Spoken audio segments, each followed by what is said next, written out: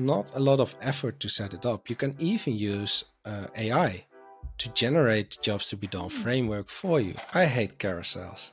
I, Okay.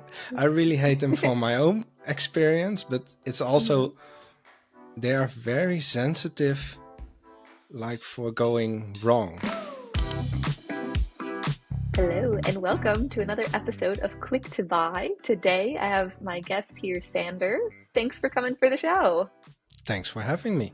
Yeah, can you maybe start by briefly introducing yourself, what it is that you do, give our audience a little teaser? Yeah, sure. So I'm Sander. I'm a freelance CRO specialist from the north of the Netherlands. I focus on helping companies setting up their whole CRO process internally. And yeah, that's a little bit about me. And what do you do? Like, do you have any products or services we can plug here? I know you have a podcast. Maybe someone wants to tune into that as well. Yeah, that's definitely true. So I have two products. I Mhm. have my podcast, Golden Nuggets for Experimentation. It's a weekly podcast where I share one insight related to CRO each week. It's a 5 to 10 minute podcast. That's the concept. So you can easily learn something and apply it in the same week. I also have a tool called CRO-tool.com.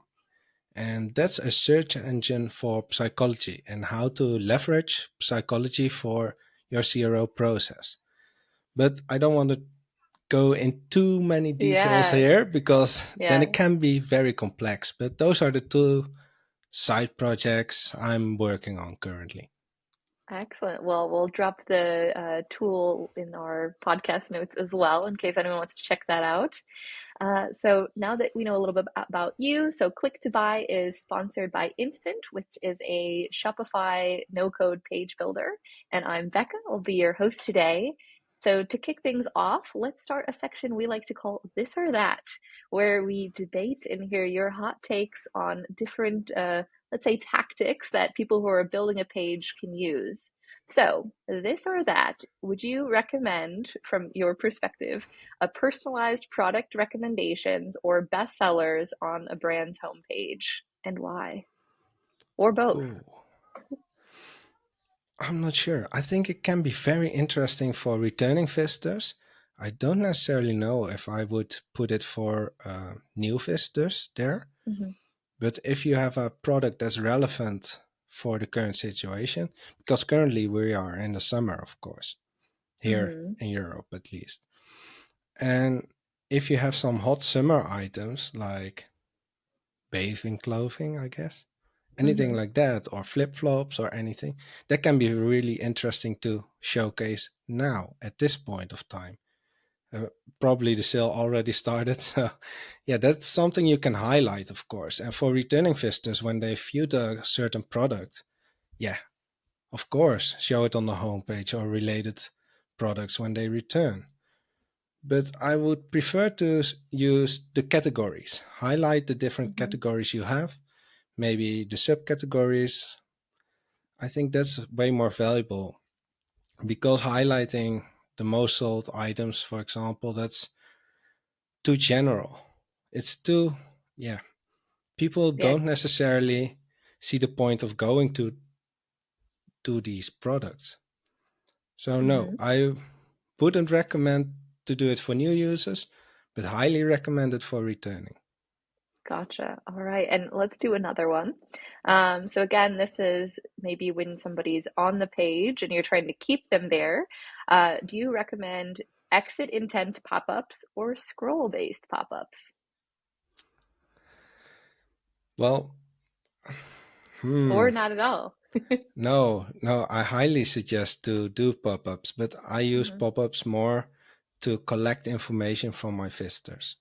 Mm. But what you're asking me are two different type of visitors. So the one is Hmm. leaving the page, Hmm. um, which on mobile is really hard to check. So the exit intent pop-up is likely not to work on mobile devices and tablet devices, so it's desktop only. Hmm. And the scroll depth, however, is working on every device. But how many people scroll and at what scroll level do you set it? So, yeah, I would recommend do one of them, do both of them. Uh, if they are leaving, you can request like, "Hey, why are you leaving?" Not like that, but more subtle, of course. Mm-hmm. And depending on the scroll depth, you could focus on the call to action. For example, like, "Hey, subscribe to the newsletter and you get 5 to 10 euros off," something like that. Mm-hmm. I think I would use it like that. And the exit intent is very important because you want to know why people are leaving the website. So I will use that on desktop then for collecting customer feedback. Well, it sounds like it's really nice and specific. So the answer is kind of like it depends on maybe what platform someone is accessing your site on and what you're hoping to achieve with the pop-up. So some great little nuggets of advice there. And another one, so I recently read an article that was arguing that on like a homepage for a D2C site, oftentimes people misuse carousels on the top. And oftentimes it might be better to have just like a static hero image. Which do you prefer and which would you advise? I hate carousels. I Okay. I really hate them from my own experience, but it's Hmm. also they are very sensitive like for going wrong. So it can increase load time of your website and you want your website to be fast, especially for mobile users when they are in a Hmm. train, for example, and you don't have Wi-Fi. So it's related to the general network, and yeah, then it's terrible to load carousels. So I would rather focus on creating a good title, subtitle, and call Hmm. to action, and A/B test with these to improve the click-through rate to other pages or get them to become a lead or anything. But with a carousel, you're giving more information, and by giving more information, you might not be as specific as the user wants. So I would Hmm. focus on the messaging rather than showing as much information as possible. Gotcha. So kind of be specific, focus on what you're trying to achieve. I also feel like personally, when I'm on a page with a carousel, sometimes it moves so fast that I don't even know what the first thing is that they wanted me to look at. Can Definitely imagine that's a true. big part of it. Yes. And that's Yeah. also like with those carousels that go automatically. Like Hmm. there's a difference if you scroll in a page and there's a carousel you can swipe, showing Hmm. different items from a category, for example, for a web shop, or different tiers of subscriptions for a software as a service. That's okay. But the automatic carousels, no, just don't. No, Just don't do it. Stand no. away. We have a hot take here. No automatic rotating carousels. Agree. Well, love it. So now we'll dive into maybe deeper questions. So I know that you're big into kind of psychology and different frameworks. So what maybe experimentation frameworks could be helpful to use or implement when it comes to conversion on your e-commerce site? There are two that are top of mind for me right now. The first one Excellent. is the jobs to be done framework. It's basically everybody that comes to your website has a certain job. They either want to buy new clothing um, because of the reason that they just want it for fun, and the outcome is they have like a product they really like. But a job could also be we don't have any clothing anymore because it just was worn out. And the outcome is they have new clothing. But this is different from the first one because the second job to be done can be focused on um, products that have a long, uh, how do you call it? That Like they, shelf life or last longer. yeah, they last longer. That's what I Hmm. was looking for. Like, so there are different perspectives of the way uh, people visit the website or experience it. Somebody is looking maybe for the long lasting clothing, while the other is more into fast fashion and for a Hmm. lower budget. So I would use the jobs to be done framework to collect all the different um, type of people that visit your website. And from there Hmm. on, try to optimize for each audience. And this can be like the fast fashion. Those Hmm. people are often just looking at the images that are there, maybe the reviews, but that's it. Well, on a page, you can put a lot of more content, of course. So you can use these places to enhance the experience of your other visitors. So that's what I really like. And the jobs to be done framework, it's not a lot of effort to set it up. You can even use AI to generate the jobs to be done Mm. framework for you, giving you 10 to 20 examples of how you could, um, yeah, the different type of people that might visit your website. You have to write a good prompt, obviously, but well, Hmm. that's the first, which I really like to use to optimize websites. Yeah, so the And the, first is jobs to be done, and you yeah, said you have a second one? yeah, it's the Okay. PAS framework. It's problem agitate solution. So this is handy for landing pages, for example. So you define the problem um, that somebody is having, so they can really relate to the thing you are selling. Then Hmm. you agitate it, so you make it even worse, and like these are the results because of you not being able to do something, and then you come up with the solution. So this is a way to structure your content, and this is what gets people engaged and really go through your website. So the chance that they like your product is higher because they can resonate more with it. So that's the Gotcha. second one. I really like to use those two to optimize my websites. Yeah, that's really interesting. Can you think of an example of like maybe how we can think through the second framework with like a problem, agitate, and then solution? Maybe an experiment you did or a project you worked on. Yeah, I'm trying. I guess obviously it depends on what you're selling.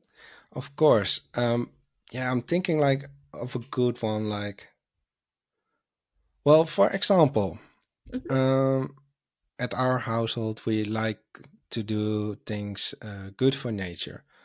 Hmm. So we don't buy leather bags, for example. We buy vegan leather bags. They are made Hmm. out of different material.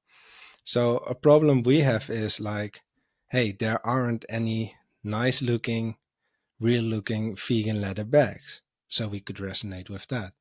It's agitated by, hey, are you also tired of not having these good looking vegan leather bags?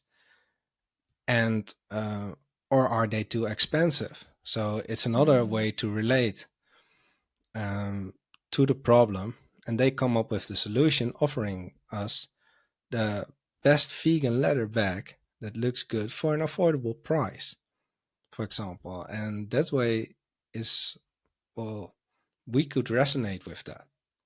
So it's for us, Absolutely. it's like, hey, we like this brand because they understand us, and that's how you sell. Absolutely. I think that makes a really good point. Like, especially in a crowded market, it's how you can kind of stand out. I think you hit on the two really interesting points there. Well, I think that's a great example. Maybe to hop onto another kind of testing, kind of experimental based question. What are kind of the essentials to keep in mind when setting up, let's say, like an A/B test or another type of test? Ooh, the essentials is Mm. research. Yeah. Uh-huh. Everything you do needs to be backed by data. And you need to do this because increases your chance of having a successful experiment. Um, A/B testing, I call it experiments. I'll try to name it A/B testing, but It's okay. experimentation is larger than only A/B testing.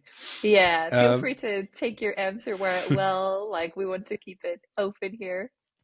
yeah, so it's really important to collect data from heat maps, recordings, Google Analytics, for example, or any other analytics tool.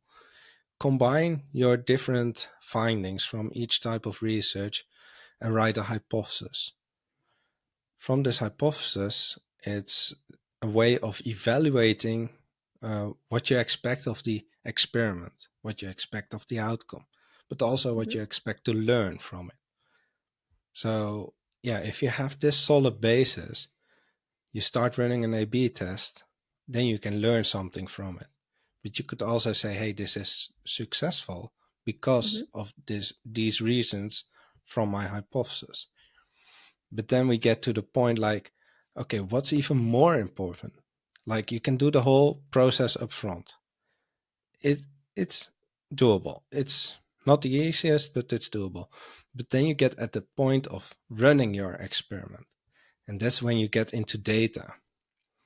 And when your data isn't correct, you won't learn anything. And Hmm. the chance of improving your website decreases drastically. So I think data in general for um, collection for running your experiments is the most important part, because that's the only way you can say like, hey, this is what happened or this didn't happen. So yeah, data Yeah. from your experiment, yeah, that's the most important part, definitely. Otherwise, you never know if it's true or not. Really great advice. I think that's a good point. Like you have to have the right mindset and you have to really focus on the data and making sure that you have the right data and you're interpreting it correctly. I know you spoke a little bit about AI in one of your other answers. Maybe you can give any advice on people who might be interested in the topic out there. How can AI be used to help with conversion? Okay, this is very interesting. Like for now, I'm only using ChatGPT because Hmm. I can give that tool all the input I have. And I'm using ChatGPT for a couple of reasons.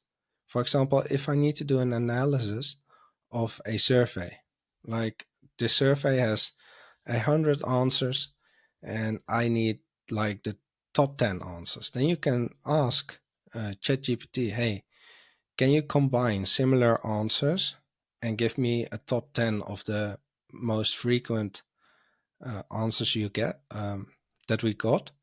Hmm. And from there on, you will get feedback quite easily. Well, if you have to read everything one by one, Yeah. it might take you an hour, maybe two, to really um, have it ready. However, the quality of doing the analysis yourself is way higher.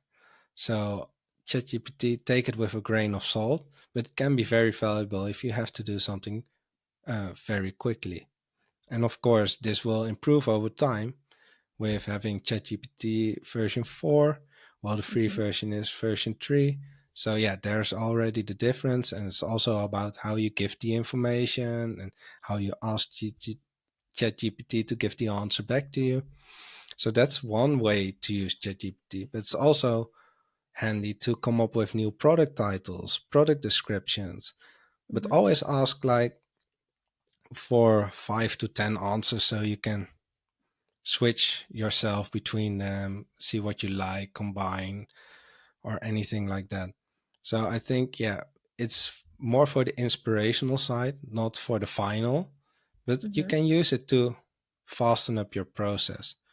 And like I said, you can use it for jobs to be done framework to generate it for you, but you could also use it for the PAS, which I named earlier as a framework. Like, hey, this is the current landing page I have. Give all the input to ChatGPT that it needs and generate the framework for you. These are all ways to use it. I also use it like, hey, I want to run this experiment at a countdown somewhere on the page because this is a temporary sale we have. Then I ask ChatGPT there to generate it for me, and it generates the JavaScript I need, like 30 to 40% of the final 100% that I need. But it's a good way to start. Otherwise, I would just be Googling for an hour. So, yeah, then I can better ask the question to ChatGPT and fine tune it. But the basic is you need to understand everything you want to get back Mm. in order to make use of it. If you don't know what you're doing or you don't know the right questions to ask or the final result you need, that's, yeah, then you get misled by the tool Mm. because the tool only does what you say.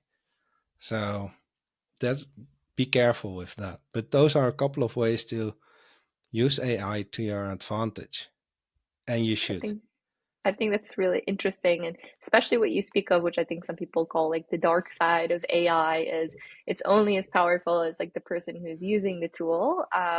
Maybe a nice follow-up question is, where do you find like inspiration or resources that have helped you come up with your prompts? Right now, is it just from your own brain, or is there some place where you see a lot of things that inspire you as you use the tool?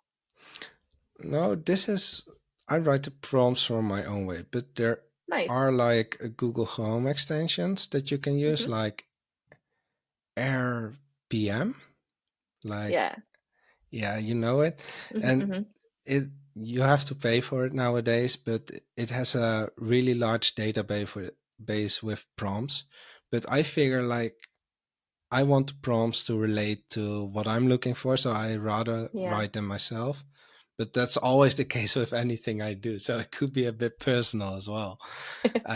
I rather have full control over it as far as I Hmm. can, and I always try to optimize it. Um, you know, you could use ChatGPT also to write the script for your podcast, for example, or Who come on, knows? or you, who knows, or like if you have an introduction call, you let AI create the script from the audio we have, and you can generate an article from it, for example. Those are interesting things to do with ChatGPT that save a lot of time. Uh, Always fine tune, of course, but yeah. Definitely. Well, thanks for that little insightful tidbit on how AI can help with conversion. Kind of moving past AI, do you have any other tools that you can really recommend for helping with conversion? This could be for any part of the work you do. I know you do a lot of different things when it comes to conversion. Yeah, there are a couple of tools, and most of them are free. Like I really like Hmm. Microsoft Clarity, for example. It's a free tool from Microsoft, of course, Microsoft, but yeah, it can generate heat maps for you. It does the recordings, similar to Hotjar, but Hotjar really Hmm. scaled down their tiers, and the free version, you can do some things with it, but it's not a lot anymore. Well, Microsoft Clarity is free, and they promise to be free forever. Okay. Plus, We they like are, that. We like that. yeah, I would like that. And they are also including AI in their tool as well to answer video recordings. So you're watching at a video recording or a heat map, and they will describe what's happening in the recording or on the heat map. So you Mm. quickly can get insights without having to watch all of these recordings, for example. So that's a tool I really like.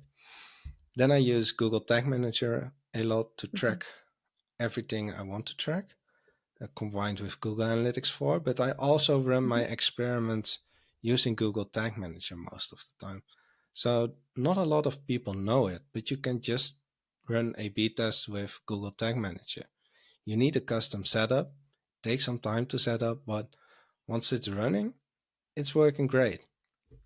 However, this is more Mhm. for the companies that are like starting out with CRO, want to experiment with experimentation, and if you're going to scale up, you'll probably get to pay tools or build something yourself. Interesting tool could be A/B Lift. It's really growing. I really like it because it's really simple. It's an alternative to Google Optimize, which is sunsetting. So if you want to move to a paid tool, I would talk to the founder of that tool. Great Mhm. guy, explains everything, not a salesperson. He's great. So those are tools that are very interesting to me to use, um, which I use a lot. And Google Analytics 4, of course, is Mhm. interesting. It's a hassle to get into, but once you understand it, then yeah, it will be better. Nice. Thank you. We'll definitely have to have this list of tools and maybe have to reach out to the founder of the AB Lift. Maybe he'd be an interesting guest as well. Would definitely do that. And thinking about kind of in a broader sense, are there any brands out there that you've seen either in your work or your personal life that you think are really getting kind of conversion right when it comes to their design? Yes, there are a couple.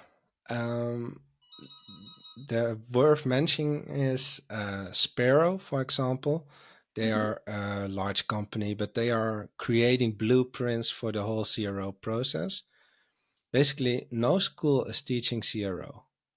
Hmm. So, yeah, you've got to learn it all yourself. And they are writing every blueprint there is on every part of the process. So that's very interesting. They do experimentation themselves for clients as well, but they Hmm. also like to share with other specialists like myself. Then we have like the second one I would like to mention is Online Dialogue. It's Hmm. from the Netherlands. I've started out my zero career there. I did a course with them, and yeah, they are like on top if it comes to psychology, A/B testing, everything that comes with it. Hmm. And the third company I would like to mention is Tritech. So this is a German company. They are an agency, and they are doing amazing stuff. They are doing design wise, code wise. They do the whole zero process. So yeah, you will speak to Nils, I heard, the Yes. founder of that company as well. So yeah, you will get to know him better and his company. It's a Hmm. great company. Do you have actually, maybe I always like to ask this as a question. What is a question you'd like our next guest to answer? Maybe since you know Niels, what is a question you'd like Niels to answer? Ooh, if you're gonna ask Nils, ask him how he calculates the return of investment of experimentation. Okay, how he calculates the return of investment of experimentation. Yes. Well, I will let you know what he says. Because that's Eh, a really interesting part as mhm, well in CRO. Like run experiments, but you also want to know what's the mhm. value? What do I get back? And we can calculate that. So, yeah. Absolutely. And maybe a last question from you, from a previous guest, actually. Oh, shoot. Yeah, so don't worry. I think this is quite an interesting one. So this guest said they were a bit of a contrarian and wanted to know what is something that you didn't think would work that worked when you did a test, or what's something that maybe the rules say you shouldn't do this when it comes to conversion, but you broke that rule and then it worked. Well, okay. This needs a bit of an explanation. Hmm. But what I figured was I was working for an international scale up, and they were Hmm. starting to grow from the Netherlands to Germany to France, Belgium, Spain, Italy. So, yeah, what I quickly noticed is if you run experiments cross border, so meaning in different countries, different states, different parts of the world, uh, nothing will work the same in every country. So basically, you will end up with different websites per country, Hmm. um, unless you have high volumes of traffic and can generate it into one specific website. But you notice like doing experiments for different cultures is something on a whole new level. So you need to run experiments based on cultures that are alike. That's why I know it's like, hey, I want to run an experiment. Shall I run it for the Netherlands and combine it with the German, for example, Hmm. because I thought we were somewhat similar Hmm. in meaning of culture, at least different from Spain and Italy because they have other mentality there. Hmm. And no, it didn't work. I really had to experiment per country. I couldn't combine any basically. But it's also again, you can't run an experiment for the whole of USA. It's like No. Texas has a different culture from Michigan, right? Hmm. So there are Hmm. different cultures which you have to take into consideration. And this is really important when you want to scale up and grow across different countries. So I think that's what surprised me a lot. Like, oh, not everybody thinks alike, and not everybody likes the same. Same with colors. Colors have different meanings all around the world. So be careful with those. Yeah, I think that's great advice. So at the end of the day, you really need to make kind of a localized shopping experience and think per market and know that maybe what works even in one half of one country won't work on the other coast. Definitely. Yeah, Yeah. yeah. Well, thank you so much for joining us today, Sander, on this episode of Click to Buy. It was a pleasure to have you on the show. Thanks for having me. It was fun. Hard Yeah. questions sometimes, but yeah. Well, we like that. So, for anyone out there, remember you can tune in to Sander's Golden Nuggets podcast. Did I get the name Yes. right? All right. Golden nuggets for experimentation. Yeah. Yes, Golden Nuggets for experimentation. Otherwise, we hope you'll tune in next for our next episode of Click to Buy. Thank you.